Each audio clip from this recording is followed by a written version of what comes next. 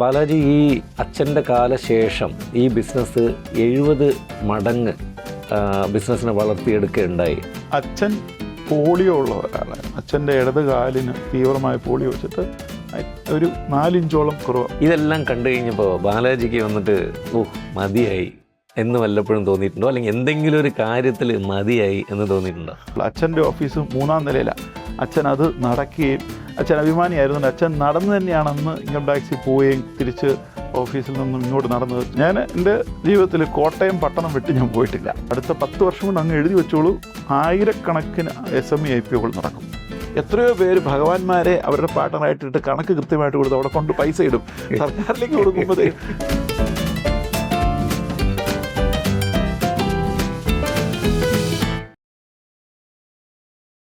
എല്ലാ പ്രേക്ഷകർക്കും എൻ്റെ നമസ്കാരം. ഞാൻ KP നാരായണൻ. കോഫി വിത്ത് CAയുടെ ഇന്നത്തെ നമ്മുടെ എപ്പിസോഡിൽ ഇവിടെ എത്തിയിരിക്കുന്നത് കേരളത്തിലെ ഒരു കൊച്ചു ഗ്രാമം എന്ന് വേണമെങ്കിൽ പറയാം, കോട്ടയം. കോട്ടയത്ത് നിന്നും CA ബാലാജിയാണ് ഇന്ന് നമ്മോടൊപ്പമുള്ളത്. CA ബാലാജിയെക്കുറിച്ച് പറയുകയാണെങ്കിൽ, ബാലാജിയുടെ ഗ്രേറ്റ് ഗ്രാൻഡ് ഫാദർ തുടങ്ങി വെച്ച ഒരു CA സംരംഭം, അതിനെ തുടർന്ന് ബാലാജിയുടെ മുത്തശ്ശൻ, ബാലാജിയുടെ അച്ഛൻ, പിന്നെ അവസാനമായി ബാലാജിയിലേക്ക് എത്തിപ്പെട്ടു. ഈ ബിസിനസ്സിനെ 70 മടങ്ങ് വളർച്ചയിലേക്ക് എത്തിക്കുകയും കോട്ടയത്തിലുപരി, കേരളത്തിലുപരി ഇന്ത്യയുടെ പുറം രാജ്യങ്ങളിലും അവരുടെ പ്രാക്ടീസ് വ്യാപിപ്പിക്കുകയും ചെയ്തതിൽ ഒരു പ്രധാന പങ്ക് ബാലാജി വഹിച്ചിട്ടുണ്ട്. CA ബാലാജിയുടെ സ്ഥാപനത്തെക്കുറിച്ച് പറയുകയാണെങ്കിൽ 120 വർഷത്തെ പാരമ്പര്യം, വിശ്വാസം, പിന്നെ 70 മടങ്ങ് വളർച്ച, ഇതൊക്കെയാണ് പ്രത്യേകിച്ച് എടുത്തു പറയാനുള്ളത്. CA ബാലാജിയുടെ CA ആയിട്ടുള്ള ജീവിത സാഹചര്യം എന്തായിരുന്നെന്നും വളർച്ചയെക്കുറിച്ചും നമുക്ക് അദ്ദേഹത്തിൽ നിന്ന് തന്നെ കേട്ടറിയാം. നമസ്കാരം ബാലാജി. നമസ്കാരം. കോഫി വിത്ത് CAയുടെ ഈ എപ്പിസോഡിലേക്ക് ഞാൻ ആദ്യമായിട്ട് ബാലാജിയെ സ്വാഗതം ചെയ്തുകൊള്ളട്ടെ. ഞാൻ ഈ ബാലാജിയുടെ ഈ പ്രൊഫൈൽ നോക്കുകയായിരുന്നു. എന്താണ് ബാലാജിയുടെ ഫാമിലി ലെഗസി എന്താണ്? അപ്പോൾ ഇതൊക്കെ നോക്കുന്ന സമയത്ത് എനിക്ക് ഇൻട്രസ്റ്റിംഗ് ആയിട്ട് തോന്നിയിട്ടുള്ള ഒരു കാര്യം എന്താണെന്ന് പറഞ്ഞു കഴിഞ്ഞാൽ, ഏകദേശം ഒരു മനുഷ്യായുസോളം, അതായത് 120 വർഷം പഴക്കമുള്ള അല്ലെങ്കിൽ ആ ഒരു ലെഗസിയുള്ള ഒരു കൺസേണാണ് ഇന്ന് ബാലാജി ഹാൻഡിൽ ചെയ്യുന്നത്. ഒരു ഗ്രേറ്റ് ഗ്രാൻഡ് ഫാദർ എന്ന് പറയാം, മലയാളത്തിൽ എന്താണെന്ന് അറിയില്ല, മുത്തച്ഛൻ്റെ അച്ഛൻ. അപ്പോൾ മുത്തച്ഛൻ്റെ അച്ഛൻ സ്റ്റാർട്ട് ചെയ്ത ഈ കമ്പനി ഒരു ചാർട്ടേഡ് അക്കൗണ്ടൻസി ഫേം, അത് കഴിഞ്ഞിട്ട് അത് ആദ്യമായിട്ട് ഫാമിലി കണക്റ്റഡ് ആയിട്ടുള്ള ആൾക്കാരുടെ ബിസിനസ്സും അവരുടെ അക്കൗണ്ട്സും ഒക്കെ ഹാൻഡിൽ ചെയ്തുകൊണ്ട് ഇരിക്കുക. അത് കഴിഞ്ഞിട്ട് അത് അച്ഛന് ഹാൻഡ് ഓവർ ചെയ്യുന്നു. അച്ഛന് ഹാൻഡ് ഓവർ ചെയ്തതിന് ശേഷം അത് ബാലാജിയിലേക്ക് കൊണ്ടുവരുന്നു. ഗ്രേറ്റ് ഗ്രാൻഡ് ഫാദർ സ്റ്റാർട്ട് ചെയ്തിട്ട് ബാലാജി വരെയുള്ള എങ്ങനെയായിരുന്നു അതിൻ്റെ പ്രവർത്തനം എന്നതിനെക്കുറിച്ച് കുറച്ച് വിവരിച്ചു കഴിഞ്ഞാൽ വളരെ നന്നായിരുന്നു. തീർച്ചയായിട്ടും. ഇത് ശരിക്കും അച്ഛൻ്റെ മുത്തശ്ശൻ അദ്ദേഹം ഒരു വക്കീലായിരുന്നു. അദ്ദേഹം ഒരു കോർപ്പറേറ്റ് ലോയർ. അന്ന് തന്നെ ആർബിട്രേഷൻ അല്ലെങ്കിൽ ഔട്ട് ഓഫ് ദ ബോക്സ് എന്നൊക്കെ നമ്മൾ പറയും, നമ്മൾ ചിന്തിക്കാത്ത രീതിയിലുള്ള കാര്യങ്ങൾ ചെയ്യുക, അല്ലെങ്കിൽ കാലങ്ങൾക്ക് അതീതമായി ചിന്തിക്കുക. അദ്ദേഹം അന്ന് കമ്പനികൾ സെറ്റ് ചെയ്യുന്നതിൽ ഹി വാസ് എ മാസ്റ്റർ. അങ്ങനെ അദ്ദേഹം സെറ്റ് ചെയ്ത് 1907 സെറ്റ് ചെയ്തൊരു കമ്പനി. അന്ന് ഈ അക്കൗണ്ടിങ് പ്രൊഫഷൻ, ലീഗൽ പ്രൊഫഷന് വ്യതിയാനമില്ലായിരുന്നു. അങ്ങനെ എല്ലാ കാര്യങ്ങളും, ടാക്സ്, അക്കൗണ്ടിങ് ഒക്കെ നോക്കി. അതിനുശേഷം അച്ഛൻ്റെ കാലഘട്ടത്തിലാണ് ഞങ്ങൾ ലീഗൽ പ്രൊഫഷനിൽ നിന്നും പ്യുവർ ഒരു അക്കൗണ്ടിങ്ങിലേക്ക് മാറുന്നത്. ആ സമയത്തും അവർ വീണ്ടും ഞങ്ങളോട് തുടർന്നുകൊണ്ടിരിക്കുന്നു. ഇപ്പം ഈശ്വരകൃപ കൊണ്ടും എല്ലാം നല്ല രീതിയിൽ പോകുന്നുണ്ട്. അവരിപ്പോഴും നമ്മുടെ ക്ലയൻ്റായിട്ട് തുടരും. അപ്പോൾ ഈ കാലങ്ങൾക്ക് അതീതമായിട്ടുള്ള രീതിയിൽ ചിന്തിച്ച് അച്ഛൻ്റെ മുത്തശ്ശൻ തുടങ്ങിയതുകൊണ്ടാവാം ഇപ്പോഴും ഞങ്ങൾക്ക് ആ ഒരു ലെഗസി, അല്ലെങ്കിൽ അങ്ങ് പറഞ്ഞ ആ ഒരു പൈതൃകം മെയിൻറ്റെയിൻ ചെയ്തുകൊണ്ട് പോകാൻ പറ്റുന്നത്. ഞാൻ കുറേ കോർപ്പറേറ്റ് കമ്പനീസിലൊക്കെ വർക്ക് ചെയ്തിട്ടുള്ള ഒരാളാണ്. അപ്പോൾ ഇവിടെ നമ്മൾ ഈ കുറേ ആദ്യമായിട്ട് ഞാൻ ഈ വില്ലേജ് എംപവർമെൻറ്റ് പ്രോഗ്രാമിനെ പറ്റിയും, വില്ലേജിൽ പോയിട്ടൊരു സംരംഭം തുടങ്ങുക, പിന്നെ അതിന് അവിടെ നിന്ന് വളർത്തിക്കൊണ്ടുവരിക. അതായത് പഴയ കാലത്തെ മിത്തൊക്കെ എങ്ങനെയാണെന്ന് പറഞ്ഞു കഴിഞ്ഞാൽ, ഇത് മെട്രോ സിറ്റിയിലൊക്കെ മാത്രമേ നമുക്ക് ഈ ബിസിനസ്സൊക്കെ ഓപ്പറേറ്റ് ചെയ്യാൻ പറ്റുള്ളൂ, അങ്ങനെയൊക്കെ കുറേ വിശ്വാസങ്ങൾ ഉണ്ട്. അതായത് വളരെ ബലമായിട്ട്, തീവ്രമായിട്ട് വിശ്വസിക്കുന്ന ഒരു കാലഘട്ടം ഉണ്ടായിരുന്നു. പക്ഷേ ഇന്ന് അതൊക്കെ മാറി. അപ്പോൾ ഈ നമ്മുടെ ഓർഗനൈസേഷൻ അത് പ്രൂവ് ചെയ്ത പോലെ തന്നെ ബാലാജി കോട്ടയത്തിലിരുന്നുകൊണ്ട് എങ്ങനെയാണ് ഈ ഇത്രയും യൂറോപ്പിലേക്കും ഓസ്ട്രേലിയയിലേക്കും പിന്നെ ഗൾഫ് രാജ്യങ്ങളിലേക്കൊക്കെ ഈ ഒരു ബിസിനസ്സിനെ പൊക്കിയെടുത്തുകൊണ്ട് വരാൻ സാധിച്ചത്? അതിൽ ആക്ച്വലി കോട്ടയം ഈ പറയുന്ന പോലെ കുഗ്രാമാണെങ്കിലും എപ്പോഴും അത് ഭാരതത്തിലെ തന്നെ ഏറ്റവും പരമോന്നത സ്ഥാനം ഉള്ള ഒരു കുഞ്ഞു ഗ്രാമം തന്നെയാണ്. ഇന്നിപ്പം നമ്മൾ ഇന്നൊന്ന് പറയട്ട് പോവാം, ഈ സസ്റ്റൈനബിൾ ഡെവലപ്മെൻറ്റ് ഗോൾസ് ഗവൺമെൻറ് വെച്ചിട്ട് 0% പ്രോവർട്ടി ഉള്ള ആദ്യത്തെ ജില്ലയാണ് ഇന്ത്യയിലെ. കറക്റ്റ്. 1800-കളിൽ തന്നെ ആദ്യത്തെ പ്രിൻറ്റിംഗ് പ്രസ് ഇന്ത്യയിൽ കോട്ടയത്താണ്. ആദ്യത്തെ കോളേജ് കോട്ടയത്താണ്. കോട്ടയമാണ് ആദ്യത്തെ ജില്ല പൂർണ്ണ സാക്ഷരത കൈവരിക്കുന്നത്. അങ്ങനെ കോട്ടയത്തിൻ്റെ മഹത്വം ഓൾറെഡി വിശ്വഖ്യാതി ഉള്ളതാണ്. അതുകൊണ്ട് ഞാൻ കോട്ടയത്തിൽ നിന്നും ഇത് ചെയ്തതിൽ സത്യത്തിൽ വലിയ അത്ഭുതമില്ല. പക്ഷേ എന്നാലും അങ്ങ് ചോദിച്ച ചോദ്യത്തിൻ്റെ പ്രസക്തി, നമ്മൾ ഈ കുഞ്ഞതായിട്ടിരുന്നുകൊണ്ട് ശരിക്കും നമ്മൾ ലോകം എന്ന് പറയുന്നത് നമ്മുടെ വിഷ്വലൈസേഷൻ അല്ലെങ്കിൽ നമ്മുടെ ഭാവനയിലുള്ളതാണ് അല്ലേ. ശരിക്കും അങ്ങനെ നമ്മൾ ചിന്തിക്കുകയാണെങ്കിൽ നമുക്ക് ഇന്നിപ്പം ഉള്ള സാങ്കേതിക മികവും മറ്റു കാര്യങ്ങളും, അത് എൻ്റെയൊക്കെ പ്രാക്ടീസ് തുടങ്ങുന്ന കാലഘട്ടത്തിൽ ഇതിൻ്റെ ചിഹ്നങ്ങൾ നമുക്ക് കിട്ടിത്തുടങ്ങിയിരുന്നു. സോ അന്ന് തന്നെ നമ്മൾ ചിന്തിക്കും, നമ്മൾ ഈ പറയുന്ന പോലെ കോട്ടയം എന്ന് പറയുന്ന കേരളത്തിലെ ഒരു ജില്ലയല്ല, ലോകത്തിലെ തന്നെ ഒരു സ്ഥാനമുള്ളൊരു സ്ഥലമാണെന്ന് പറഞ്ഞ് അങ്ങനെ ഒരു പ്രൗഢി മനസ്സിൽ വെച്ചത് കൊണ്ടാണ് ഈ ലോകത്തിലെ ചലഞ്ചസ് അല്ലെങ്കിൽ നമ്മൾ ഉദ്ദേശിക്കുന്ന രീതിയിലുള്ള പ്രയാസങ്ങളെ നേരിടാൻ ഒരു കരുത്ത് നൽകി. അതുകൊണ്ടായിരിക്കാം ഒരു പക്ഷേ ഞങ്ങൾക്ക് ഞാനിങ്ങോട്ട് ചെല്ലുമ്പോഴൊന്നും എനിക്കൊരു പ്രതിസന്ധിയായിട്ട് തോന്നിയിരുന്നില്ല. എനിക്കത് ഒരു ബുദ്ധിമുട്ടില്ലാതെ തന്നെ അതാത് ലോക്കൽ ഏരിയയിൽ ചെന്ന് കഴിഞ്ഞാൽ ആ ഒരു ഇതുമായിട്ട് ബ്ലെൻഡ് ചെയ്യാൻ നമുക്ക് വളരെയധികം സൗകര്യമുണ്ടായിരുന്നു. പല സ്ഥലത്തും നമ്മൾ സംസാരിക്കുമ്പോൾ ഞാനൊക്കെ സ്പീക്കറായിട്ടൊക്കെ പോകാറുണ്ട്. പിന്നെ അതേപോലെ institute of chartered accountants of ഇന്ത്യയുടെ കോൺഫറൻസസ് അറ്റൻഡ് ചെയ്യാനും ഒക്കെ പോകാറുണ്ട്. അപ്പോൾ അവിടെ ഒത്തിരി ആൾക്കാർ അവിടെ വരും. പക്ഷേ ചാർട്ടേഡ് അക്കൗണ്ടൻസ് മെമ്പേഴ്സ്, അപ്പോൾ അവരും ഇതേപോലെ ഗ്രാമങ്ങളിൽ നിന്നും വരും. അതേപോലെ തന്നെ എന്തെങ്കിലും ഒരു ആസ്പിരേഷനൊക്കെ ഉണ്ടാവും, ഇതൊക്കെ വളർത്തിയെടുക്കണം, അവരുടെ പ്രൈവറ്റ് ഫേം വളർത്തിയെടുക്കണം എന്നൊക്കെ പറഞ്ഞിട്ട്. പക്ഷേ ഈ നമ്മൾ എന്തെങ്കിലും ഈ വിഷ്വലൈസേഷൻ്റെ കാര്യം പറഞ്ഞ പോലെ തന്നെ നമ്മളതൊന്ന് മനസ്സിരുത്തി കാണണം, ഇതിൻ്റെ ഫ്യൂച്ചർ എങ്ങനെയായിരിക്കും എന്നുള്ളത്. അപ്പോൾ ഈ ചെറിയ സ്ഥലത്തിരുന്നു കൊണ്ട് ഈ പുറം രാജ്യങ്ങളിലേക്ക് ഈ പ്രാക്ടീസ് വ്യാപിപ്പിക്കാൻ സാധിക്കും എന്നുള്ളൊരു കോൺഫിഡൻസ് എങ്ങനെയാണ് വന്നത്? ഓക്കെ, അവിടെ ഞാൻ എൻ്റെ ഒരു പൈതൃകത്തിലേക്ക് പോകാം. അച്ഛൻ്റെ മുത്തശ്ശൻ കൃഷ്ണയ്യങ്കാർ എന്ന് പറയുന്ന അദ്ദേഹം അന്ന് തന്നെ എല്ലാ യൂറോപ്യൻ ക്ലയൻസ്, ഞാൻ പറയുന്ന 1900 മുതൽ 1932 അദ്ദേഹം മരണപ്പെടുന്നത്. സോ അദ്ദേഹത്തിന് 40ഓളം യൂറോപ്യൻ കമ്പനീസിൻ്റെ ലീഗൽ കൗൺസിലായിരുന്നു അദ്ദേഹം. ഇവരൊക്കെ ഈ പറയുന്ന ഇൻ്റർനാഷണൽ ക്ലയൻസിനെ ഒരുപക്ഷെ നമ്മുടെ ജീൻസിൽ തന്നെ ഉണ്ടാവാം. അതുകൊണ്ട് അവരെ നമ്മൾ ഫേസ് ചെയ്യുമ്പോൾ നമ്മളൊരിക്കലും പകച്ചിരുന്നില്ല. നമുക്ക് ആ വിഷയം മനസ്സിലാക്കി നമുക്കത് അവതരിപ്പിക്കാനുള്ളൊരു ചങ്കൂറ്റം അത് നമ്മൾ ഡെവലപ്പ് ചെയ്തെടുക്കണം. അതിപ്പോൾ ഞാൻ കോട്ടയത്താണെങ്കിലും ശരി, ഞാൻ ഇനിയിപ്പം ഡൽഹിയിലായിരുന്നാലും ശരി, എൻ്റെ വ്യക്തിയിൽ ആ ഒരു ധൈര്യം, മനോധൈര്യവും, പിന്നെ നമുക്ക് എപ്പോഴും വളരെയധികം നമ്മൾ അനുകമ്പയോടുകൂടി നമ്മൾ ഏറ്റവും ഹമ്പിളായിരിക്കണം. ആ രണ്ട് ആസ്പെക്റ്റ്, നമുക്ക് ധൈര്യവും നമുക്ക് ഹ്യൂമിലിറ്റി ഉണ്ടെങ്കിൽ സത്യത്തിൽ നമുക്ക് ലോകത്ത് എവിടെ വേണമെങ്കിലും നമ്മളെ അവതരിപ്പിക്കാം. ബാലാജി, ഈ അച്ഛൻ്റെ കാലശേഷം ഈ ബിസിനസ് 70 മടങ്ങ് ബിസിനസ്സിനെ വളർത്തിയെടുക്കുകയുണ്ടായി. അപ്പോൾ ഈ അസ്ഥിവാരത്തിലുപരി എന്തോ ഒരു കാര്യം അവിടെ ചെയ്തിട്ടുണ്ട്. അതുകൊണ്ടാണ് ഈ 70 മടങ്ങ് ബിസിനസ് കൊണ്ടുവരാൻ സാധിച്ചത്. അതെങ്ങനെയാണ്, അതിനെപ്പറ്റി പറയാൻ പറ്റുക? ശരിക്കും അച്ഛൻ പോളിയോ ഉള്ള ഒരാളായിരുന്നു. അച്ഛൻ്റെ ഇടത് കാലിന് തീവ്രമായ പോളിയോ വെച്ചിട്ട് ഒരു 4 ഇഞ്ചോളം കുറവ്. പക്ഷേ അച്ഛൻ ഒരു നല്ലൊരു CA-കാരൻ എന്നുള്ളൊരു, അച്ഛൻ ഒരു ക്രിക്കറ്റ് പ്ലെയർ ആയിരുന്നു. അന്നക്കാലത്ത്, അന്ന് ടെന്നീസ് ബോളൊന്നുമില്ല, പ്രോപ്പർ ക്രിക്കറ്റ്. അച്ഛൻ പ്രോപ്പറായിട്ട് ടെന്നീസ് കളിക്കുമായിരുന്നു. അച്ഛൻ്റെ കാലഘട്ടത്തിലുള്ള സുഹൃത്തുക്കൾ ഇപ്പോഴും പറയും എങ്ങനെയാണ് അദ്ദേഹം കൃഷ്ണയ്യങ്കാർ എന്ന അച്ഛൻ്റെ പേര് അത്. അപ്പോൾ അന്നേരം പ്രതിസന്ധികളെ തരണം ചെയ്യുന്ന, ഒരു പക്ഷേ ഞാൻ നേരത്തെ പറഞ്ഞ പോലെ നമ്മൾ അച്ഛൻ അന്ന് ഈ പറയുന്ന, ഇന്നാണ് നമ്മൾ ഈ ഫിസിക്കലി ഹാൻഡിക്യാപ്ഡ് ആയിട്ടുള്ളവർക്ക് റാമ്പും ഒക്കെ ഉള്ള, അച്ഛൻ്റെ ഓഫീസ് 3-ാം നിലയിലാണ്. അച്ഛൻ അത് നടക്കുകയും, അച്ഛൻ അഭിമാനിയായിരുന്നു. അച്ഛൻ നടന്ന് തന്നെയാണ് അന്ന് ഇൻകം ടാക്സിൽ പോവുകയും തിരിച്ച് ഓഫീസിൽ നിന്നും ഇങ്ങോട്ട് നടന്നത്. സോ അന്നേരം ഈ പ്രതിസന്ധിയെ തരണം ചെയ്യാന്ന് പറയുന്നതിന് ഒരു അച്ഛൻ്റെ ഒരു ഇൻസ്പിറേഷൻ നമുക്ക് എപ്പോഴും ഉണ്ട്. അത് തന്നെയാണ് അതിൻ്റെ ഒരു അടിത്തറ. ആ അടിത്തറ ഇന്ന് റിസൾട്ട് ഇപ്പം ഒരുപക്ഷെ ഇന്ത്യയുടെ പഴയ ലിബറലൈസേഷൻ പോളിസിയുടെ ഇഫക്റ്റാണ് നമ്മളിപ്പോൾ കാണുന്നത്. എന്ന് പറയുന്നത് അച്ഛൻ അന്ന് വളരെ സ്ട്രോങ് ആയിട്ടുള്ള, ബേസിക് ആയിട്ടുള്ള, ഏറ്റവും നന്നായിട്ടൊരു ക്ലയൻറ്റിനെ ഹാൻഡിൽ ചെയ്യുക, നല്ല രീതിയിൽ പെരുമാറുക. ആ ബാക്കിയുള്ള നമുക്ക് ഫലത്തെക്കുറിച്ച് അധികം നമുക്ക് ഒരു വേവലാതിയില്ല. നല്ല രീതിയിൽ പ്രവർത്തിച്ച് കഴിഞ്ഞാൽ കുറച്ച് കഴിയുമ്പോൾ അതിൻ്റെ ഫലം കിട്ടിത്തുടങ്ങും. ഇതായിരുന്നു അതിൻ്റെ നമ്മുടെ ലളിതമായ നമ്മുടെ ഒരു അപ്രോച്ച്. പക്ഷെ എന്നാലും ഈ അടിത്തറ ഉണ്ടെങ്കിലും, ഇത്രയും ലളിതമൊക്കെ ആയിട്ടുണ്ടെങ്കിലും, അത് അവിടുന്ന് അങ്ങോട്ട് മുന്നോട്ട് കൊണ്ടുപോകുക എന്ന് പറയുന്നതിൽ എന്തെങ്കിലും ഒരു വാല്യൂ അഡീഷൻ ഉണ്ടാവും, അല്ലെങ്കിൽ എന്തെങ്കിലും ഒരു സ്പെസിഫിക് ആയിട്ടുള്ള ഒരു പ്ലസ് പോയിന്റ് ബാലാജിക്ക് എന്തായാലും ഉണ്ടായിട്ടുണ്ടാവും. അതാണ് ഞാൻ ചോദിച്ചത്. അതിന് ഫസ്റ്റിൽ എനിക്ക് ആദ്യമേ ഒരു ക്ലയൻറ്റ് വിദേശത്തു നിന്ന് ഒരു അസൈൻമെൻറ്റ് തന്നു. അപ്പം ഞാൻ അത് വളരെ ധൈര്യമായിട്ട് തന്നെ അതിനെ ടേക്കപ്പ് ചെയ്ത് പോയി. എനിക്ക് അവിടുത്തെ IFRS അറിയില്ല, ഞാൻ അങ്ങനെയൊന്നും ചിന്തിച്ചില്ല. എല്ലാം നമ്മളൊരു അക്കൗണ്ടൻ്റ് എന്ന് പറഞ്ഞാൽ അതിൻ്റെ 3 റൂളുകൾ, അത് ഈ ലോകത്ത് എങ്ങനെ മറിച്ചും തിരിച്ച് ഏത് ഭാഷയിലാണ്. സോ ആ ഒരു അടിത്തറ എന്നിൽ നല്ല രീതിയിൽ നിക്ഷിപ്തമായതുകൊണ്ട് ഞാൻ ആ അസൈൻമെൻ്റ് എടുത്ത് പോയി, അതിൽ നിന്നാണ് ഇത് തുടങ്ങുന്നത്. അതുകൊണ്ട് നേരത്തെ പറഞ്ഞ പോലെ നമ്മൾ ഈ CA പ്രൊഫഷൻ ഒരു വലിയൊരു ഗുണമുള്ളതെന്ന് വെച്ചാൽ നമ്മൾ ഈ തീയിൽ കുരുത്തതാണ് ശരിക്കും.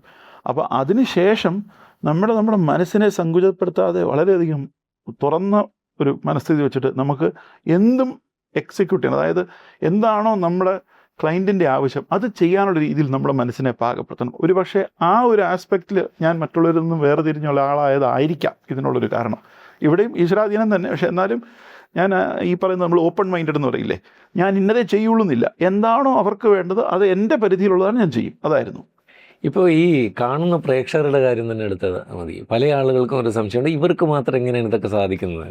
അവിടെ നമ്മൾ അങ്ങനെ ചിന്തിച്ചാൽ, ഞാനൊരു ക്രിക്കറ്റ് പ്ലെയറാണ്. അപ്പോൾ അന്നേരം നമ്മളൊരു ക്രിക്കറ്റ് കളിക്കാരൻ എന്ന നിലയിൽ കാണുമ്പം എല്ലാം ഒരു സിമുലേഷൻ. അല്ലെങ്കിൽ നമ്മളൊരു സിക്സ് അടിക്കുന്നു, തെണ്ടുൽക്കർ അടിക്കുന്നു സിക്സ്, പക്ഷേ ഞാൻ അടിക്കുമ്പോൾ സിക്സ് തന്നെയാണ്. അപ്പോൾ ഞാൻ അടിക്കുമ്പോൾ സിക്സ് ആകുമ്പോൾ എനിക്കൊരു എനർജി കിട്ടും. സോ അതെന്നെ വീണ്ടും അടുത്ത കാര്യം ചെയ്യാനായിട്ട് നമുക്കൊരു പ്രചോദനം നൽകുന്ന രീതിയിൽ നമ്മുടെ മനസ്സിനെ ഇങ്ങനെ സങ്കുചിതപ്പെടുത്തി നമുക്ക് ഇത്രയുമേ സാധിക്കുള്ളൂ എന്ന് ചിന്തിക്കരുത്.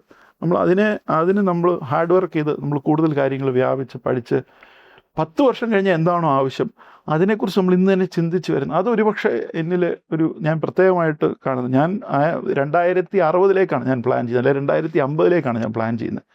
ഇപ്പോൾ അടുത്ത 25 വർഷം കഴിഞ്ഞാൽ അതനുസരിച്ച് നമ്മൾ ഇന്നേ തന്നെ പോകണം. അതാണ് അതിൻ്റെ ഒരു ബേസിക്. ബിക്കോസ് ഞാൻ 2002 പാസ്സാകുമ്പോൾ തന്നെ SME IPO, ഇപ്പോൾ പറയുന്ന പോലെ IPO എൻ്റെ ക്ലയൻസിനെ എങ്ങനെ ഞാൻ ചെയ്യാം, അത് കോട്ടയത്തെ ഒരു പ്രാക്ടീസ് ചെയ്യുന്ന ആളെ സംബന്ധിച്ച് അത് അസാധ്യമായിട്ടൊരു കാര്യമാണ്.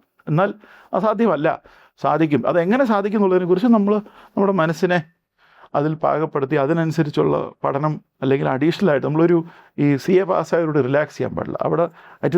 അവിടെ നിന്നൊരു തുടക്കം മാത്രമാണ്. അത് നമ്മുടെ യാത്ര അവിടെ നിന്ന് തുടങ്ങുകയാണ് ചെയ്തത്, അല്ലാതെ അവിടെ കൊണ്ട് അവസാനിക്കില്ല എന്നുള്ളൊരു വ്യത്യാസം. പിന്നെ ഈ അച്ഛൻ്റെ ഈ ഒരു ബേസ് ക്രിയേറ്റ് ചെയ്തു എന്ന് ഞാൻ പറഞ്ഞല്ലോ. അപ്പോൾ അച്ഛൻ ഇങ്ങനെ ഹാൻഡിക്യാപ്ഡ് ആണെന്ന് പറഞ്ഞു. ആ വികലാംഗത അച്ഛനുണ്ടായിരുന്നു. പക്ഷെ എനിക്ക് തോന്നുന്നത്, എൻ്റെ അഭിപ്രായത്തിൽ ഇപ്പം നമ്മളും കുറേ അങ്ങനെ എന്തെങ്കിലും ഒരു അംഗവൈകല്യം സംഭവിച്ചിട്ടുള്ള ആൾക്കാരെ നമ്മൾ കണ്ടിട്ടുണ്ട്. പക്ഷേ ഈ അംഗവൈകല്യം എല്ലാം കാണുന്നവരുടെ മനസ്സിലാണ്. അവർക്കതുണ്ടോ എന്നുള്ളത് ഭയങ്കര സംശയാസ്പദമായിട്ടുള്ള ഒരു കാര്യം തന്നെയാണ്. അവർക്കത് ഉണ്ടാവാൻ സാധ്യതയില്ല. അല്ലെങ്കിൽ ഇങ്ങനത്തെ ഒരു വലിയൊരു പ്രാക്ടീസ് പടുത്തുയർത്താനൊന്നും അവരെ കൊണ്ട് പറ്റിയിട്ടുണ്ടാവില്ല. സോ ഇതൊന്ന്. പിന്നെ ഈ ക്രിക്കറ്റിനെ കുറിച്ച് പറയുമ്പോൾ ബാലാജിയും ഭയങ്കര ഒരു ക്രിക്കറ്റ് കളിക്കാരനാണെന്നൊക്കെ കേട്ടിട്ടുണ്ട്. അപ്പോൾ അതിനെക്കുറിച്ച് കുറച്ച് പറയാം. ഞാൻ 89-90 അന്ന് ഇന്ത്യയുടെ ഒരു ജൂനിയർ ടീം 13 വയസ്സിന് താഴെയുള്ള ടീമിലെ മെമ്പറാണ്. അതിനുശേഷം അന്ന് ഞങ്ങൾ നാട്ടിലെ പ്രീ ഡിഗ്രി സെക്കൻഡ് ഇയർ പഠിക്കുമ്പം ഒരു ചെറിയ സൈക്കിളിൽ നിന്ന് തെന്നി വീണ് എൻ്റെ 2 ഷോൾഡറും ഡിസ്ലൊക്കേറ്റ് ആയിപ്പോയി. അന്ന് ഈ സർജറി ഒന്നും ചെയ്ത് കറക്റ്റ് ചെയ്യാനുള്ള സംവിധാനമൊന്നുമില്ല. അല്ലെങ്കിൽ ഒരു പക്ഷേ ഞാനൊരു ക്രിക്കറ്ററായി തന്നെ പോയേക്കാം. ഞാനത് വർക്ക് ചെയ്ത് എനിക്ക് ഒരു മിനിമം ലെവലിൽ ക്രിക്കറ്റിലെത്താൻ പറ്റുമായിരുന്നു. അപ്പം ക്രിക്കറ്റ് നമ്മൾ ഈ പറഞ്ഞ അച്ഛന് ഭയങ്കര ആഗ്രഹമായിരുന്നു, ഞങ്ങൾ കുഞ്ഞു വീട്ടിൽ തന്നെ പ്രാക്ടീസ് ചെയ്യും. അപ്പോൾ അവിടെയും ഈ പറയുന്ന പോലെ എതിരാളികൾ ആരാണെങ്കിലും നമ്മളും അവരും ഒരേ തലത്തിലാണ് കളിക്കുന്നുണ്ട്. അപ്പോൾ എനിക്ക് 11 വയസ്സുള്ളപ്പോൾ ഞാൻ 20 അല്ലെങ്കിൽ 22 വയസ്സുള്ളവരുടെ കൂടെ കളിക്കുമായിരുന്നു. അപ്പോൾ അതൊരു വലിയ ഞാൻ ആ പാടെ കുഞ്ഞതായിട്ട് വരും. അപ്പോൾ അച്ഛൻ എനിക്ക് അതിന് പ്രത്യേക പാട് വെക്കും. പക്ഷേ അതായിരിക്കാം ഈ പറയുന്ന ലോകത്തെ നമുക്ക് നേരിടാനുള്ള ഒരു സധൈര്യം. കാരണം അന്ന് ഞാൻ അന്നും ഇന്നും ഹെൽമെറ്റ് വെച്ചൊന്നും കളിച്ചിട്ടൊന്നുമില്ല. കണ്ണാടിയുണ്ട്. നമ്മുടെ റിഫ്ലക്സിലാണെങ്കിൽ അടി കൊള്ളത്തില്ല, അടി കൊള്ളാനാണെങ്കിൽ ഞാൻ കൊള്ളാത്തവനാണ്. അപ്പോൾ അങ്ങനെ നമ്മളതിനെ പാകപ്പെടുത്തി എടുത്തതാണ്. അപ്പം അതൊരു വലിയൊരു ക്രിക്കറ്റ് നമുക്ക് ഒരുപാട് സന്ദേശങ്ങൾ ജീവിതത്തിൽ തന്നിട്ടുണ്ട്. ഓരോ ഇന്നിങ്സിനെയും എന്ന് പറയുന്നില്ല, ഞാൻ ഓരോ ദിവസത്തെയും പ്രത്യേകമായിട്ട് കാണാൻ പഠിച്ചിട്ടുള്ളയാൾ.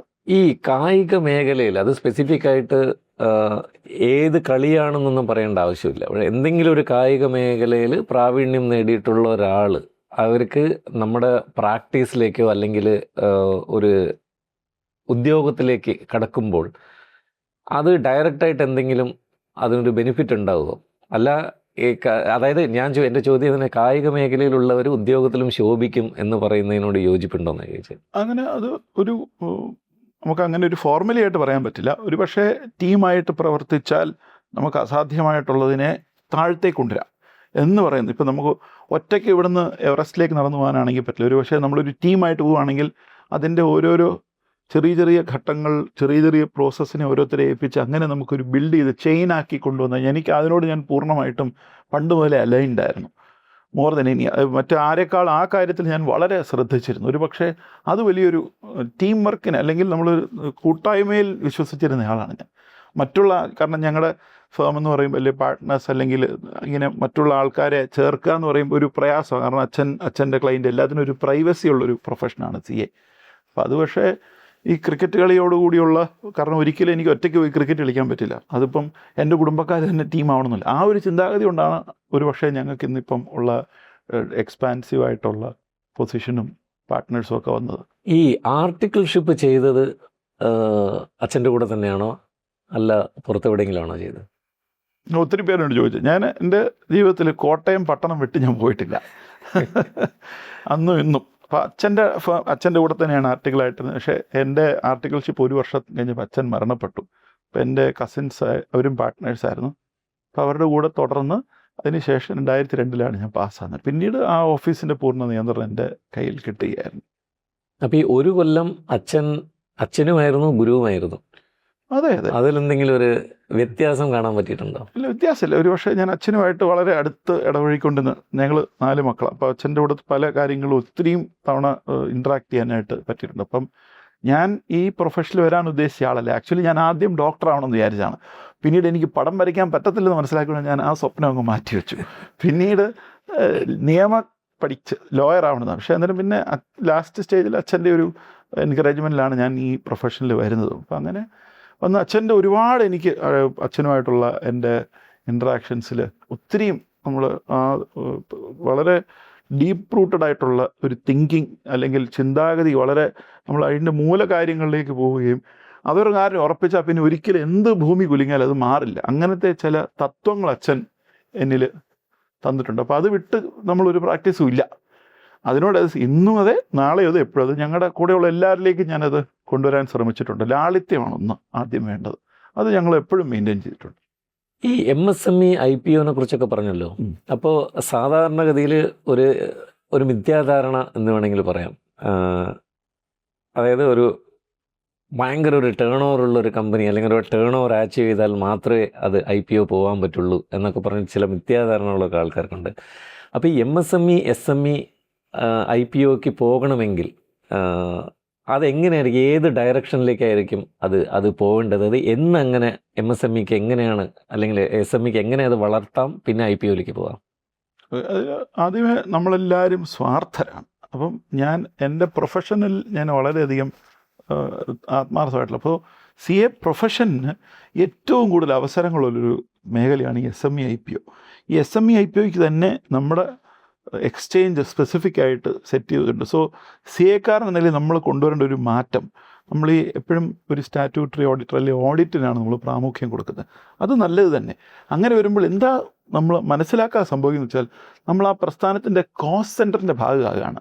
അതേസമയം നമ്മൾ അതിൽ നിന്നും മാറി ഒരു അല്പം കൂടെ വ്യാപകമായി അല്ലെങ്കിൽ നമ്മൾ ഒന്ന് വിപുലമായി, ഞാൻ നേരത്തെ പറഞ്ഞ പോലെ ഒരു ഓപ്പൺ മൈൻഡഡ് ചിന്താഗതിയോടെ നമുക്കൊരു കൺസൾട്ടിങ് എന്ന് പറയുന്ന ലെവലിലേക്ക് നമുക്ക് ചിന്ത മാറാൻ പറ്റിയാൽ നമ്മൾ ഓട്ടോമാറ്റിക്കലി ആ മേഖലയുടെ അല്ലെങ്കിൽ ആ പ്രസ്ഥാനത്തിൻ്റെ പ്രോഫിറ്റ് സെൻറ്ററിൻ്റെ ഭാഗമായി മാറും. ഈ SME IPO എന്ന് പറഞ്ഞാൽ അവരുടെ വാല്യൂ അതിനെ മുകളിലേക്ക് കൊണ്ടുപോകുക എന്നുള്ളതാണ്. അപ്പം അന്നേരം 4 അതിനകത്തുള്ള പ്രയാസങ്ങൾ എന്ന് വെച്ചാൽ, ഇന്നിപ്പം ഡെറ്റ് അല്ലെങ്കിൽ ലോൺ എന്ന് പറയുന്നത് വെച്ചിട്ടാണ് പല പ്രസ്ഥാനങ്ങളും നടക്കുന്നത്.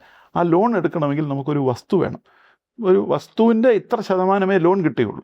അതേസമയം എൻ്റെ കയ്യിൽ നല്ലൊരു പ്രോജക്റ്റ് ഉണ്ടെങ്കിൽ അതിനെ കൃത്യമായ രീതിയിൽ നമ്മളൊന്ന് സ്ട്രക്ചർ ചെയ്ത് IPOയ്ക്ക് പോയി കഴിഞ്ഞാൽ, ആ IPOയ്ക്ക് പോകുന്നതിന് ഈ വസ്തുക്കളുടെ ഒന്നും ലിമിറ്റില്ല. ഇൻവെസ്റ്റ് ചെയ്യുന്ന ആൾക്കാരുടെ മനോധാര അനുസരിച്ച്. അപ്പോൾ നമ്മൾ അതിന് ചാർട്ടർ അക്കൗണ്ട് എന്ന നിലയിൽ ഏറ്റവും ആദ്യത്തെ ബ്രിക്ക് വെച്ച് അല്ലെങ്കിൽ ആ ഇഷ്ടിക മുതൽ ഇത് ഡെവലപ്പ് ചെയ്ത് വരുമ്പോൾ ഈ ഒരു ഗോളിലേക്ക് തന്നെ വരാനായിട്ട് ഈ ക്ലയൻറ്റിനെയും നമ്മൾ പാകപ്പെടുത്തി അവരെയും ഓറിയൻറ്റ് ചെയ്തെടുക്കണം, അവരുടെ ടീമിനെ ഓറിയൻറ്റ് ചെയ്തെടുക്കണം.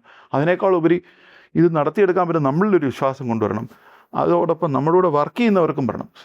ഏതൊരു പ്രസ്ഥാനത്തിൻ്റെയും നമ്മൾ അവരുടെ പ്രയാണം നോക്കിയാൽ നല്ല രീതിയിൽ ലാഭം ഉണ്ടാക്കുക, കോർപ്പറേറ്റ് ആകുക, അതിനുശേഷം SME IPO, main board IPO, ഈ ഒരു 4 സ്റ്റേജുകളിലേക്ക് പ്രസ്ഥാനത്തെ കൊണ്ടുവരാൻ ഒരു CA എന്ന നിലയിൽ നമ്മൾ നമ്മുടെ ക്ലയൻസിനെ പാകപ്പെടുത്തിയെടുക്കണം. നമ്മളും ചിന്തിക്കണം, അവരെയും. ഇത് ഇന്ന് ഇന്ത്യയുടെ ഫ്യൂച്ചർ ഇതിലാണ്, യാതൊരു തർക്കമില്ല. അടുത്ത 10 വർഷം കൊണ്ട് അങ്ങ് എഴുതി വെച്ചോളൂ, ആയിരക്കണക്കിന് SME IPOകൾ നടക്കും. ആഫ്റ്റർ ഈ കഴിഞ്ഞ മാസം MSME മാസമായിരുന്നു. അപ്പോൾ അക്രോസ് ഇന്ത്യ ഈ MSME SMEനെ കേന്ദ്രീകരിച്ചിട്ട് കുറേ ഈവൻസ് എല്ലാം നടക്കുകയുണ്ടായി. അപ്പോൾ ഒരുപാട് പാർട്ടിസിപ്പേഷൻ അവിടെ വന്നു. അപ്പോൾ ഈ ജൂൺ അവസാനം, ശരിക്കും പറയുകയാണെങ്കിൽ ജൂൺ 30 എന്ന് പറയുകയാണെങ്കിൽ ഏകദേശം 85 മില്യൺ SME രജിസ്ട്രേഷൻ ഉണ്ടായിട്ടുണ്ട്. ഏകദേശം 8.5 കോടി. ഈ 8.5 കോടി കമ്പനീസും പ്രോസ്പറസ് ആവുമോ എന്നുള്ളത് നമുക്ക് പറയാൻ പറ്റില്ല. അതിന് ഗ്യാരണ്ടി ഇല്ല. അത് അവരെങ്ങനെ വർക്ക് ചെയ്യുന്നു, പിന്നെ ആ ഇൻഡസ്ട്രി, പിന്നെ പല ആസ്പെക്റ്റിനെയും ഡിപ്പെൻഡ് ചെയ്തിരിക്കും അത് അവർ വളർച്ച. ഏകദേശം എത്ര ആൾക്കാർ ഈ IPO പോകാനുള്ള സാധ്യതയുണ്ട്? ഇപ്പോൾ ഇതിൽ ഈ 8.5 കോടി എന്ന് പറയുന്നത് അവർ ആ രജിസ്ട്രേഷൻ പ്രോസസ്സിലൂടെ ചെയ്യുന്ന, അതിൽ നിന്ന് അടുത്തത് നമ്മൾ അതിനൊരു ഇൻഡസ്ട്രീസ് ഡിപ്പാർട്ട്മെൻ്റ് ഉണ്ട് എല്ലാ സർക്കാരിൻ്റെയും. അവരാണ് ഇതിൻ്റെ ഒരു എന്താ നടത്തിപ്പുകാർ. ഇപ്പോൾ നമ്മളൊരു സ്കൂളിൽ ചെല്ലുമ്പോഴത്തേക്കും അംഗൻവാടി, അപ്പോൾ അവിടെ അവരെ നോക്കുക എന്ന് പറയുന്നതിൽ അംഗൻവാടിയിലുള്ള SMEകളും ഉണ്ട്, PhD ചെയ്യുന്ന SMEകളും ഉണ്ട്. അപ്പോൾ നമ്മൾ ആ കുഞ്ഞതായിട്ട് തുടങ്ങിയ SMEകൾക്ക് നമ്മൾ ഈ സന്ദേശം കൊടുക്കണം. അതായത് നമുക്ക് വളരണമെങ്കിൽ നല്ലൊരു ബിസിനസ് വേണം, ലാഭകരമായിരിക്കണം. അത് നമ്മുടെ പ്രകൃതിക്കും നമ്മൾ നിൽക്കുന്ന ആ ഒരു എക്കോസിസ്റ്റം അല്ലെങ്കിൽ ആ ഒരു സന്തുലിതാവസ്ഥയെ തട്ടിക്കളയാത്ത രീതിയിൽ വളരണം എന്നുള്ള ഇന്നത്തെ കാലഘട്ടത്തിന് അത്യാവശ്യമാണ്. ലാഭം മാത്രം ഉണ്ടാക്കിയാൽ പോരാ. ഈ കാര്യങ്ങളൊക്കെ ആദ്യം തന്നെ അവരെ പഠിപ്പിച്ച് അവരെ ഇതാണ് ഇപ്പം ഒരാളിപ്പം ഉദാഹരണം പറഞ്ഞാൽ ഇപ്പം നമ്മളിപ്പോൾ കണ്ട ചില ക്രിക്കറ്റേഴ്സ് അവർ കുഞ്ഞിലെ തന്നെ അവരുടെ വീട്ടിൽ അവർക്ക് പറഞ്ഞു കൊടുക്കുകയാണ് ഇതാണ് നിങ്ങളുടെ ലക്ഷ്യം. ഇപ്പം നമ്മൾ പോൾഗർ ഫാമിലി ഹംഗറി, അവർ ജനിച്ച് 1 വയസ്സ് മുതലേ ചിത്രത്തിൽ എഴുതി വെക്കുന്ന ഈ കംപ്ലീറ്റ് ചെസ്സിൻ്റെ സംഗതിയാണ്. സോ അവർ വളർന്നു വരുമ്പോൾ തന്നെ ഇത് തന്നെ എന്ന് പറയുന്ന പോലെ ബിസിനസ്സിന് അല്ലെങ്കിൽ ഈ പറയുന്ന യൂണിറ്റ്സിന് അവരുടെ പൊട്ടൻഷ്യൽ എന്താണ് നിങ്ങൾ ചെയ്താൽ കിട്ടാവുന്ന ഗുണം എന്നുള്ളത് ആദ്യമേ തന്നെ ബോധവൽക്കരിച്ചാൽ ഒരുപക്ഷെ പലരും മികച്ചതായിട്ട് ഈ 8.5 കോടിയിൽ നല്ലൊരു ശതമാനം തന്നെ വരും. ഇപ്പോൾ നമുക്ക് ആദ്യം ഇന്ത്യയിലില്ലാത്ത കോർപ്പറേറ്റ് കൾച്ചറാണ്. ഇപ്പോൾ ഇവരെല്ലാം ആദ്യമേ കോർപ്പറേറ്റുകളായി മാറും. കോർപ്പറേറ്റായി മാറുമ്പോഴത്തേക്ക് ബാങ്കുകളിൽ നിന്നും കിട്ടുന്ന ഫെസിലിറ്റി, ഇപ്പം ഈ CGTMSE അങ്ങനത്തെ സ്കീമിൽ ആദ്യം ഡെറ്റ് എടുത്ത് പെർഫോം ചെയ്ത് അടുത്ത ലെവലിലേക്ക് വന്ന് SME IPO ഈ വരുന്ന കാര്യത്തിൽ ഒരു CA കാരൻ എന്ന നിലയിൽ നമ്മുടെ റോള് വളരെ പ്രധാനമാണ്. ഞാനതാണ് പറഞ്ഞത്, അംഗൻവാടിയിലെ ആ ആയ എന്ന് പറയുന്ന അത് CA ആണ്.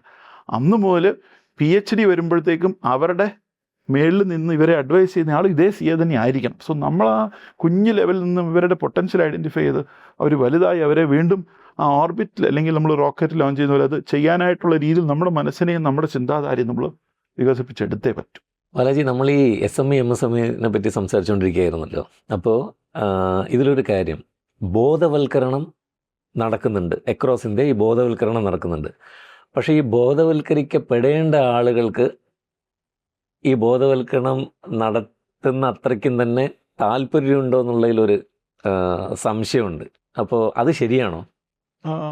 വളരെ ഒരു ഡെലിക്കേറ്റ് ക്വസ്റ്റ്യനാണ് ആക്ച്വലി.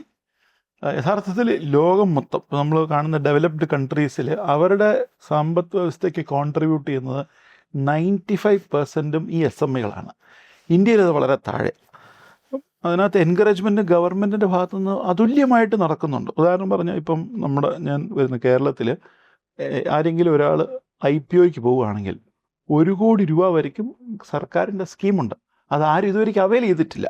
അപ്പോൾ ആ ബോധവൽക്കരണം സിസ്റ്റമും ചെയ്യണം, അതുണ്ടോ എന്ന് തപ്പിയെടുക്കണം നമ്മുടെ കൂടെ ആവശ്യം. അപ്പോൾ എനിക്കൊരു കാര്യം നമ്മൾ ആലോചിക്കുന്നതെന്ന് വെച്ചാൽ ഒരു SME ആണെങ്കിൽ അവർക്ക് കിട്ടുന്ന ആനുകൂല്യങ്ങളെക്കുറിച്ച് അത് അവർക്ക് തന്നെ ഒരു 3-4 പെട്ടെന്ന് കാണുന്ന രീതിയിൽ എനിക്ക് തോന്നുന്നത് പല ആൾക്കാർക്കും ഈ ആനുകൂല്യങ്ങളെ പറ്റി അറിയില്ല എന്നുള്ളതാണ്. തീർച്ചയായിട്ടും അതിനൊരു ബോധവൽക്കരണം കൊടുക്കുന്നതിനേക്കാൾ അതിന് ഒരു ഒരു സോഷ്യൽ ഇനിഷ്യേറ്റീവായിട്ട് അല്ലെങ്കിൽ ഒരു സമൂഹത്തിൻ്റെ നന്മയ്ക്കായിട്ട് ആരെങ്കിലും അത് മുന്നോട്ട് കൊണ്ടുവന്ന് ചെയ്യുന്നത് ഭയങ്കര അതുല്യമായ മാറ്റം. കാരണം ഇപ്പോൾ എനിക്ക് ഉദാഹരണം പറഞ്ഞാൽ ഈ ഡ്രോൺ വെച്ചിട്ട് നമ്മൾ സ്പ്രേ ചെയ്യുന്ന ഈ കാർഷിക മേഖലയിൽ അത് ഒരു വനിതകളാണ് സംരംഭകരെങ്കിൽ 90% സർക്കാരിൻ്റെ സബ്സിഡിയാണ്. അപ്പോൾ അത് എത്ര പേര് അറിയുന്നുണ്ട്? ഇപ്പോഴും ഒരു പഴയ പോലെ അതുപോലെ ടില്ലി ചെയ്യുന്ന ട്രാക്ടർ അതും 90% സബ്സിഡി ഉണ്ട്. അപ്പോൾ അതൊക്കെ ചില ആൾക്കാരെടുത്ത് FPOs ഒക്കെ ചെയ്യുന്നുണ്ട്. എന്നാലും അതിനെ സംഘടിതമായി എടുത്ത് ചെയ്ത് കൊണ്ടുവരുന്നത് എനിക്ക് തോന്നുന്നൊരു അധികം താമസമില്ല. ആ ഒരു പ്രോസസ്സായിരിക്കും ഇന്ത്യയുടെ കുതിപ്പിലേക്ക് കൊണ്ടുവരുന്നത്. കാരണം ഞാൻ യൂസ് ചെയ്യുന്ന ട്രഡീഷണൽ മെത്തേഡ്സ് മാറി ഞാൻ മോഡേൺ അല്ലെങ്കിൽ സാങ്കേതിക വിദ്യയ്ക്ക് ഉള്ള കാര്യങ്ങളെക്കുറിച്ച് ചെയ്തു വരുമ്പോഴാണ് ഈ മാറ്റങ്ങൾ ഭയങ്കരമായിട്ട് വരാൻ പോകുന്നത്. സാങ്കേതിക വിദ്യയാണ് ഇനി മുന്നോട്ട് തീരുമാനിക്കുന്നത്. അപ്പോൾ അതിനെ എല്ലാവർക്കും ഇപ്പോൾ നമ്മൾ കണ്ടില്ലേ, ഇന്ത്യ ലോകത്ത് മൊബൈൽ ഫോൺ സ്മാർട്ട് ഫോണുകൾ യൂസ് ചെയ്യുന്ന എത്രയോ ആൾക്കാർ. എൻ്റെ ഗ്രാമത്തിൽ, ഞാൻ തിരുനെൽവേലിയിൽ ഞങ്ങളുടെ ഗ്രാമത്തിലെ ഞങ്ങൾക്ക് പാല് സപ്ലൈ ചെയ്യുന്ന അണ്ണാച്ചിയൊക്കെ ഇപ്പോൾ GPay സ്വീകരിക്കുന്നുണ്ട്. 5 വർഷം മുമ്പ് ചിന്തിക്കാൻ പോലും മേലാത്ത കാര്യം. സോ എന്ന് പറയുന്ന രീതിയിൽ ഒരു ബോധവൽക്കരണം ഇത് ഉപയോഗിച്ചാലുണ്ടാകുന്ന ഗുണം അത് ഈ SME യൂണിറ്റ്സും വേണം, അതിൻ്റെ സ്ട്രക്ചർ ചെയ്ത് നിൽക്കുന്ന സർക്കാരിൻ്റെ ഇൻഡസ്ട്രീസ് ഡിപ്പാർട്ട്മെൻറ്റും പിന്നെ CA കാരും അതുപോലെ തന്നെ ഈ ചേംബർ ഓഫ് കൊമേഴ്സ് ഇവരെല്ലാവരും കൂടെ ചേർന്ന് ഒരേ ചിന്താധാരയിൽ പോയാൽ അത് തീർച്ചയായിട്ടും അത് അച്ചീവബിൾ ഗോളാണ്. അത് ചെയ്തിരിക്കണം. അങ്ങനെ വന്നാലേ അതിന് ഇഫക്റ്റ് കിട്ടുകയുള്ളൂ. പിന്നെ ഈ ചില SME സെക്ടറൊക്കെ നോക്കിക്കഴിഞ്ഞാൽ, ചില കമ്പനീസൊക്കെ നോക്കിക്കഴിഞ്ഞാൽ അവർ ഈ ചെറിയ ചെറിയ പാർട്സും കോമ്പണൻസൊക്കെ ഉണ്ടാക്കുന്ന ആളുകളായിരിക്കും. ഇപ്പോൾ കോയമ്പത്തൂരൊക്കെ അതിൽ ഭയങ്കര ഒരു ഉദാഹരണമായിട്ട് തന്നെ എടുക്കാം. അവിടുത്തെ ഇൻഡസ്ട്രീസും അവിടെ ഉണ്ടാക്കുന്ന സാധനങ്ങളും. അപ്പോൾ ഇവരെല്ലാവരും ഒരു കാര്യം പറയാറുണ്ട്, അതായത് ഈ ഇമ്പോർട്ട്, ഇതേ കോമ്പണൻസ് ചിലപ്പോൾ ഇമ്പോർട്ട് ചെയ്യുമ്പോൾ ഇതിനെക്കാട്ടിലും ഭയങ്കര കോസ്റ്റ് എഫക്റ്റീവായിട്ട് കിട്ടും എന്നുള്ളത്. അപ്പോൾ അങ്ങനെ ഇമ്പോർട്ട് കോസ്റ്റ് എഫക്റ്റീവായിട്ട് വരുമ്പോൾ ഈ ഇവിടെയുള്ള ലോക്കൽ SMEസിൻ്റെ ബിസിനസ് ബാധിക്കപ്പെടുന്നുണ്ട് ആക്ച്വലി. അപ്പോൾ ഇത് ബാധിക്കപ്പെടുന്നത് ഒഴിവാക്കാൻ പറ്റാത്ത കാര്യമാണോ, അല്ല ഇത് എന്തെങ്കിലും ഒരു രീതിയിൽ ഒഴിവാക്കാൻ പറ്റുമോ?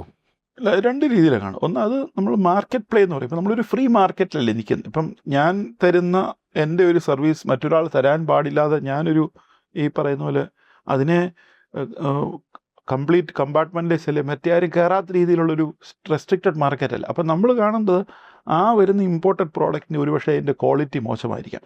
ഇതെല്ലാം നമ്മുടെ പ്രോഡക്റ്റിൻ്റെ ക്വാളിറ്റിയും താരതമ്യം ചെയ്താൽ കിട്ടുന്ന ആ ഒരു കാര്യങ്ങളെക്കുറിച്ച് നമ്മൾ ബോധവാന്മാരാകണം.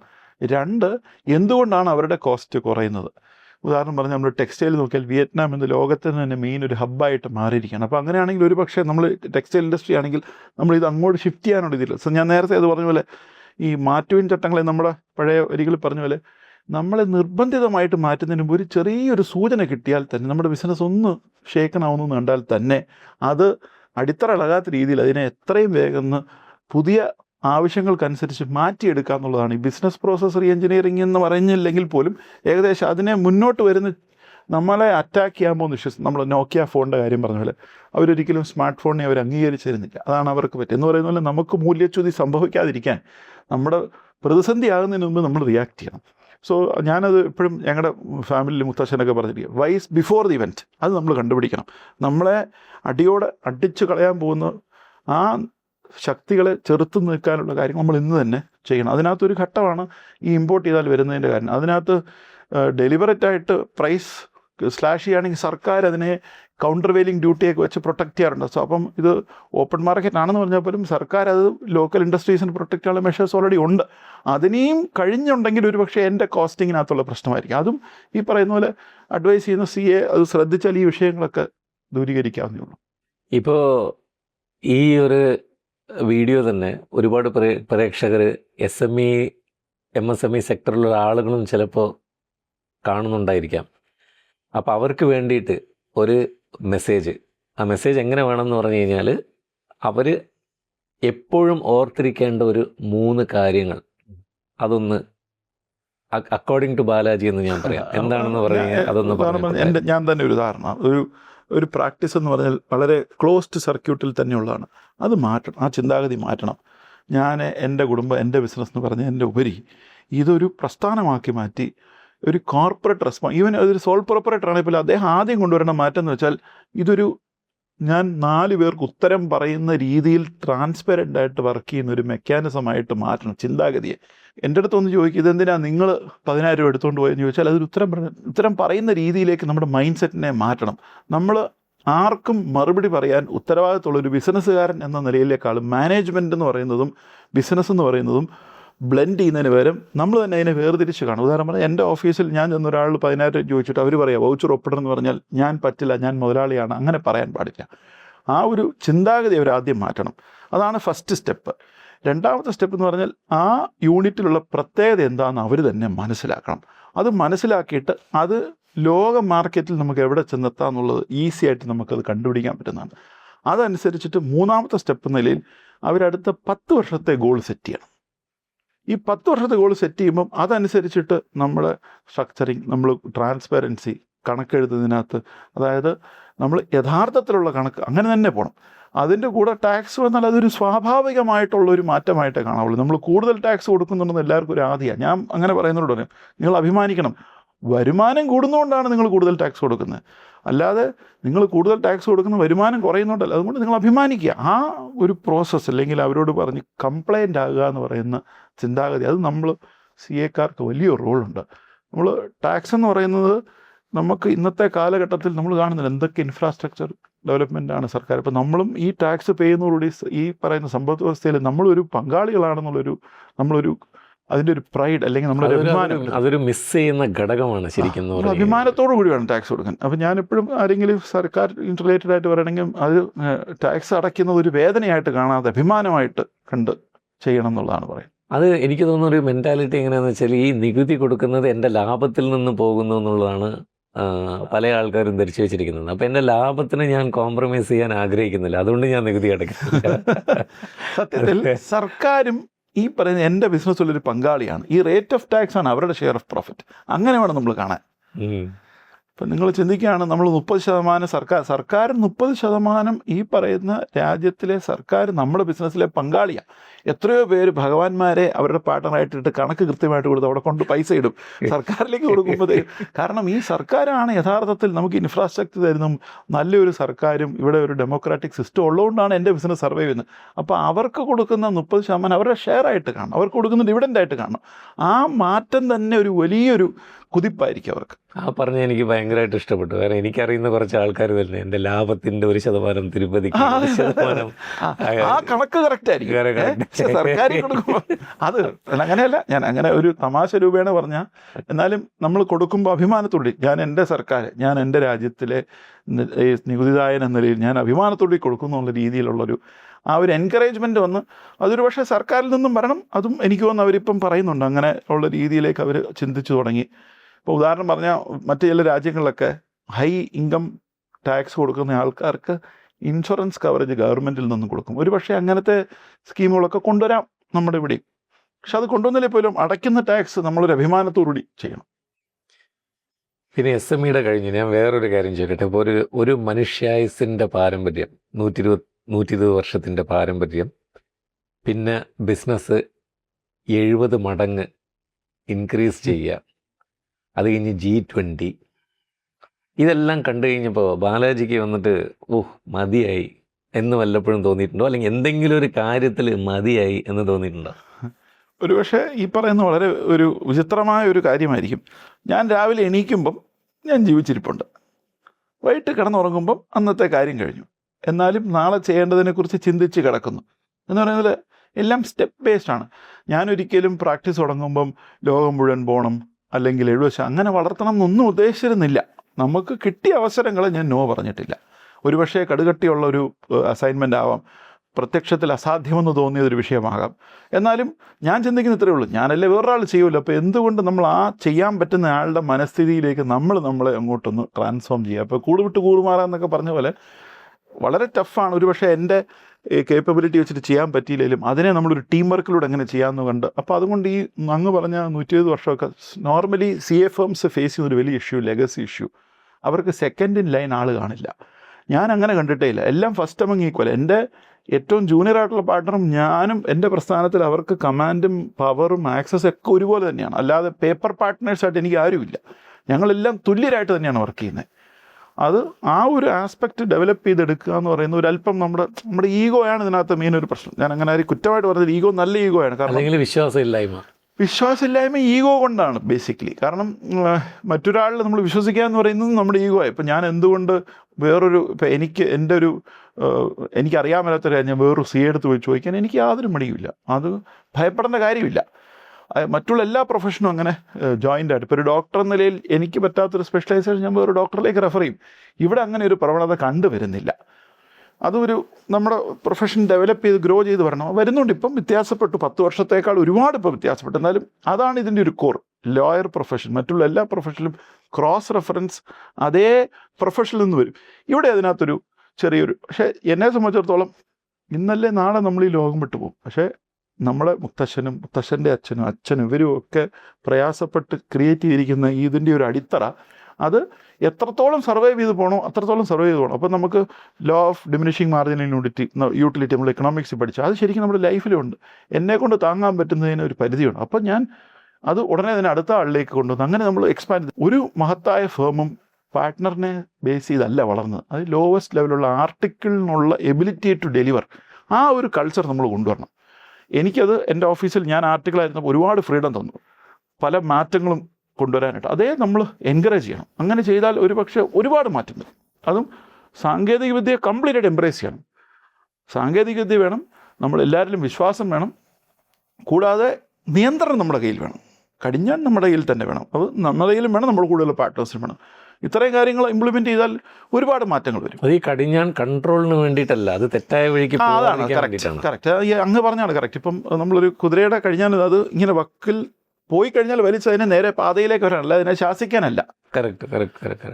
അപ്പോൾ ശരിയായ വഴിയിലൂടെയുള്ള പ്രയത്നത്തിൻ്റെ ഒരു ബൈ പ്രോഡക്റ്റാണ് ഇത്രയും നമ്മൾ ഈ ഉണ്ടാക്കിയെടുക്കുന്ന കാര്യം. ഈ റിസൾട്ട് എന്ന് പറയുന്നത് അതിലാണ് വരുന്നത്. അല്ലാതെ റിസൾട്ടിന് വേണ്ടി നമ്മൾ വർക്ക് ചെയ്യുന്നില്ല, ആ ശരിയായ പ്രയത്നത്തിലുള്ള ബൈ പ്രോഡക്റ്റ്. തീർച്ചയായിട്ടും നമ്മൾ അതിന് നമ്മുടെ ഒരു വിശ്വാസം, നമ്മൾ ഒരു ലക്ഷ്യബോധത്തോടെ മുന്നോട്ട് പോയി തല പൊക്കുകയും ചെയ്യരുത്. വളരെ ഹമ്പിളായിട്ട്, എത്രയും നമ്മൾ ഒരു ഹമ്പിളായിട്ട് നിന്ന് കാര്യങ്ങൾ നമ്മൾ കാര്യങ്ങൾ കൃത്യമായിട്ട് പറയണം. എന്താണോ അസാധ്യമായതുള്ളത്, അത് ഏതൊരു ക്ലയൻ്റ് ആണെങ്കിലും ശരി, ഏതൊരു പാർട്ട്ണർ ആണെങ്കിലും ശരി, എന്തൊരു പുതിയ ആദ്യം അസാധ്യമായുള്ള ആദ്യം ചർച്ച ചെയ്യുക. എന്നെക്കൊണ്ട് ഇത് പറ്റില്ല, ഇതെങ്ങനെ നമുക്ക് ഓവർകം ചെയ്യാം. അത് ഓവർകം ചെയ്താൽ ആ റിലേഷൻഷിപ്പ് ഒരിക്കലും തകരില്ല. പലരും ഈ അസാധ്യമായുള്ളത് മറച്ചു വെക്കും, അത് ചെയ്യരുത്. പുറത്ത് പോയിട്ടൊരു ഓഫീസ് സെറ്റപ്പ് ചെയ്യണം, എനിക്ക് UAE ഒരു ഓഫീസ് വേണം, അല്ലെങ്കിൽ സൗദിയിലൊരു ഓഫീസ് വേണം, ഓസ്ട്രേലിയയിലൊരു ഓഫീസ് വേണം എന്ന് ചിന്തിക്കാനുണ്ടായ കാരണം എന്താണ്? ഇനിയിപ്പോൾ അങ്ങനെ ഓഫീസ് ഉണ്ടെങ്കിൽ മാത്രമേ ഈ ഔട്ട്സോഴ്സിങ് ബിസിനസ് കിട്ടുള്ളൂ എന്നുണ്ടോ?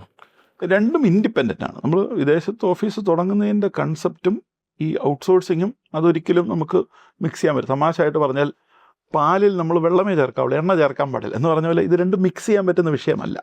ഔട്ട്സോഴ്സിംഗ് എന്ന് പറഞ്ഞാൽ എനിക്ക് റിമോട്ടായിട്ട് ഇരുന്നുകൊണ്ട് അവിടെയുള്ള ആവശ്യം ഇവിടെ ഇരുന്ന് ചെയ്തു കൊടുക്കുക എന്നുള്ളതാണ് ഔട്ട്സോഴ്സിങ്ങിൻ്റെ ഒരു സിമ്പിളായിട്ടൊരു വാചകത്തിൽ നമ്മൾ പറഞ്ഞാലുള്ള കാര്യം. അതേസമയം ചില ജൂറിസ്ഡിക്ഷനിൽ, ഉദാഹരണം പറഞ്ഞാൽ ഇപ്പോൾ UAE അവിടെ വന്ന് ടാക്സ് വന്നിട്ടുണ്ട്. അപ്പോൾ ടാക്സിനായിട്ടുള്ളൊരു പ്രാതിനിധ്യം നമുക്ക് ഇവിടെ ഇരുന്ന് മാത്രം ചെയ്യാൻ പറ്റില്ല, കാരണം ടാക്സ് വളരെ സെൻസിറ്റീവാണ്.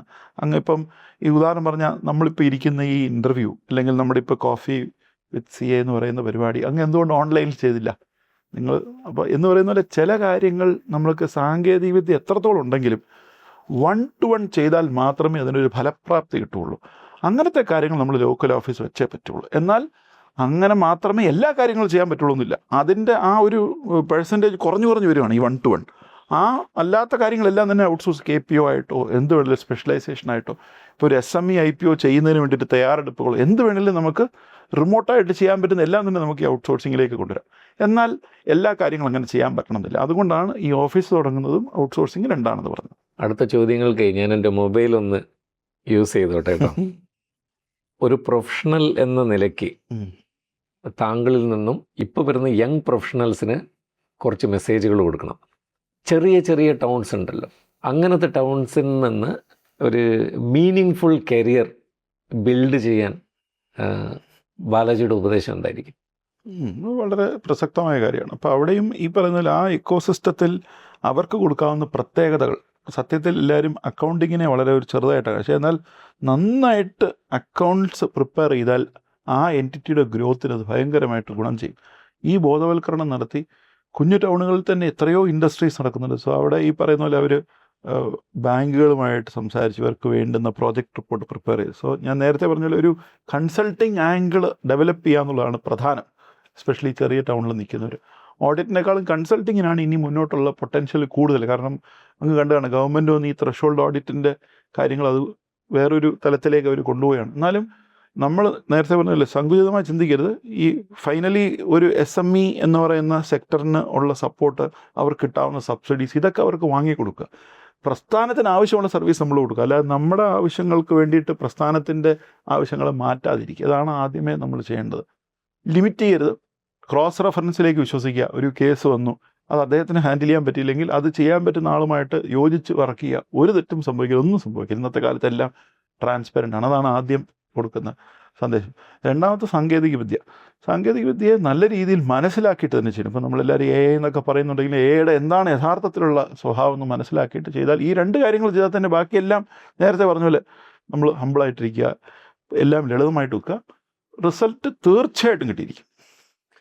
വിശ്വാസം, ബന്ധങ്ങൾ, ലോങ് ടേം ആയിട്ടുള്ള ചിന്തകൾ, ഇതെങ്ങനെയാണ് വളർത്തിയെടുക്കുക?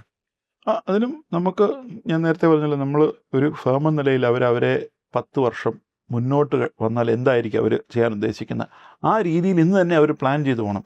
ഒരുപക്ഷെ എല്ലാവരും സ്റ്റാർട്ട് ചെയ്യും. എൻ്റെ അച്ഛനും സ്റ്റാർട്ട് ചെയ്യുമ്പം അച്ഛൻ ഒരാളായിട്ടാണ് തുടങ്ങുന്നത് കോട്ടയത്തെ ഓഫീസിൽ. അത് എന്ന് പറയുന്ന പോലെ അന്നും നമ്മളൊരു വിഷ്വലൈസേഷൻ ഇത് എങ്ങനെയായിരിക്കും എൻ്റെ ഒരു പ്രത്യേകതയുണ്ട്, ആ പ്രത്യേകതയ്ക്ക് ബേസ് ചെയ്ത് അവർ മുന്നോട്ട് കൊണ്ടുപോവുക. അത് സ്വയമേ എനിക്കറിയാം ഞാൻ ആരാണ്. ഇപ്പം ഞാൻ കൂടുതലും കൺസൾട്ടിങ് എന്നല്ലെങ്കിൽ വാല്യൂ എഡ് ചെയ്യുക ആർക്കാണെങ്കിലും ഞാനുമായിട്ട് ഇൻട്രാക്ട് ചെയ്യുന്ന ആൾക്ക് അവർക്കൊരു ഗുണം നമ്മൾ അങ്ങോട്ട് പ്രചോദനം കൊടുക്കുക, അല്ലെങ്കിൽ അത് പ്രദാനം ചെയ്യുന്ന ആളായിട്ട് നമ്മുടെ ചിന്താധാരയെ മാറണം. അതാണ് ബേസിക്. അന്നേരം എൻ്റെ മെയിനായിട്ടുള്ള കഴിവ് പുറത്ത് വരികയും ചെയ്യും. അതനുസരിച്ച് കാര്യങ്ങളുമായിട്ട് മുന്നോട്ട് പോകുക. അതാണ് ചെയ്യുന്നത്. ലൈഫിൻ്റെ ഓരോ സ്റ്റേജിലും നമുക്ക് സക്സസ് ഉണ്ടാവാറുണ്ട്. അതിങ്ങനെ സക്സസ് ഇവോൾവ് ആയി വരും. അപ്പോൾ ഇത് നമ്മൾ എങ്ങനെ മെഷർ ചെയ്യും? ഞാൻ സക്സസ് ആയി എന്നുള്ളത് എങ്ങനെ ഞാൻ മനസ്സിലാക്കും? അങ്ങനെ സക്സസ് എന്ന് പറയുന്നതിന് ഒരു കാരണവശാലും ഒരു നിർവചനം നമ്മളൊരു നമ്പേഴ്സിൽ കൊണ്ടുവരാതെ നമ്മൾ മറ്റുള്ളവർക്ക് കൊടുക്കുന്ന ആ ഒരു ഫെസിലിറ്റി, അതിൻ്റെ എക്സ്പാൻഷനാണ് നമ്മുടെ സക്സസ്. ബാക്കിയുള്ള കാര്യങ്ങളെല്ലാം ഓട്ടോമാറ്റിക്കായിട്ട് നടക്കും. അതേസമയം ഞാനൊരു നമ്പർ, എൻ്റെ ഫേമിൻ്റെ ബിസിനസ് ഞാൻ $10 million കൊണ്ടുവന്നു, അല്ലെങ്കിൽ ഞാൻ ഇത്ര ലാഭം ഉണ്ടാക്കി, അതിനേക്കാൾ ഉപരി നമ്മൾ ഈ പറയുന്ന പോലെ കൺവെർഷൻ, ഇപ്പം ഒരു കുഞ്ഞു യൂണിറ്റിനെ വലുതാക്കി നമ്മൾ കൊണ്ടുവന്ന് ഇട്ടാൽ ഓട്ടോമാറ്റിക്കലി ഇതൊക്കെ നടക്കും. അതേസമയം എനിക്ക് ഇത്രയും വേണമെന്ന് പറഞ്ഞു പോയാൽ ഒരു പക്ഷേ ഈ ഗോൾ അച്ചീവ് ചെയ്യാനായിട്ട് പാടായിരിക്കും. അങ്ങനെ വേണം അതിനെ റീഓറിയൻറ്റ് ചെയ്യാൻ നമ്മുടെ തിങ്കിങ്. നമ്പേഴ്സിനെക്കാളും പ്രോസസ്സിൽ നമ്മൾ ഇൻവെസ്റ്റ് ചെയ്യുക. ഇനി ഞാനൊരു 3 കുസൃതി ചോദ്യം ചോദിക്കാം. അതിൽ ഒറ്റ ആൻസറേ പറയാൻ പാടുള്ളൂ. ഡെബിറ്റ് അല്ലെങ്കിൽ ഒരു ഒറ്റ ഉത്തരവോ? ഡെബിറ്റ് ക്രെഡിറ്റ്, അത് മാത്രം പറഞ്ഞാൽ മതി. ഡെബിറ്റ് ക്രെഡിറ്റ് ഇത് മാത്രം പറഞ്ഞാൽ മതി. ഓക്കെ. ഒരു CA അവരുടെ ഫാമിലി ബിസിനസ്സിൽ ജോയിൻ ചെയ്യണോ വേണ്ടയോ? ഡെബിറ്റ്. ഒരു ഫേമിൽ ആരും തന്നെ ഓവർ ടൈം ചെയ്യാൻ പാടില്ല. ഡെബിറ്റ്. ഒരു ഗ്ലോബൽ കരിയർ ബിൽഡ് ചെയ്യണമെങ്കിൽ നമ്മളുടെ ഹോം ടൗൺ വിടണം. ക്രെഡിറ്റ്. സോ ഏതായാലും ബാലാജി എന്തെങ്കിലും പറയാനായിട്ട് ആഗ്രഹിക്കുന്നുണ്ടോ?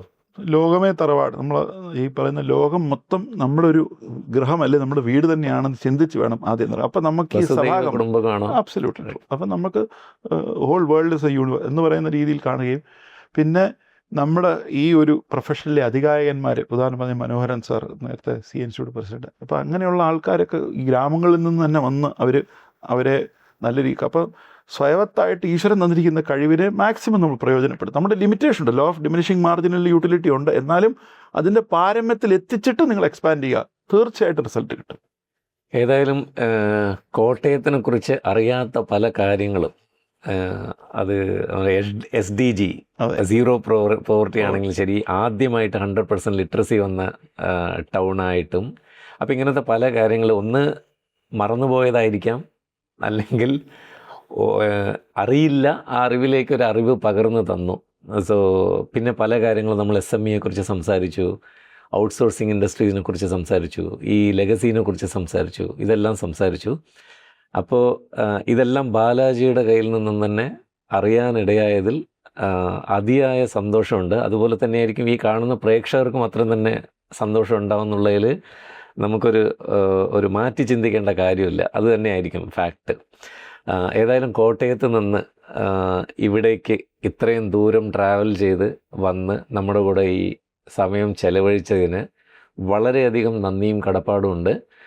ഏതായാലും ഈ വീഡിയോയിൽ കൂടെ ബാലാജി കൊടുത്ത ഒത്തിരി സന്ദേശങ്ങൾ, അത് എന്തായാലും ഇത് കാണുന്ന ചിലർക്കെങ്കിലും പ്രചോദനമാവുന്നുള്ള കാര്യത്തിൽ തീരെ സംശയമില്ല.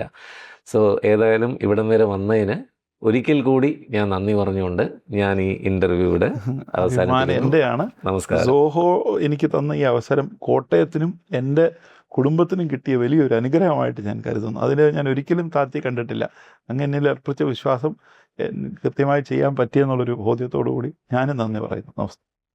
നന്ദി, നമസ്കാരം.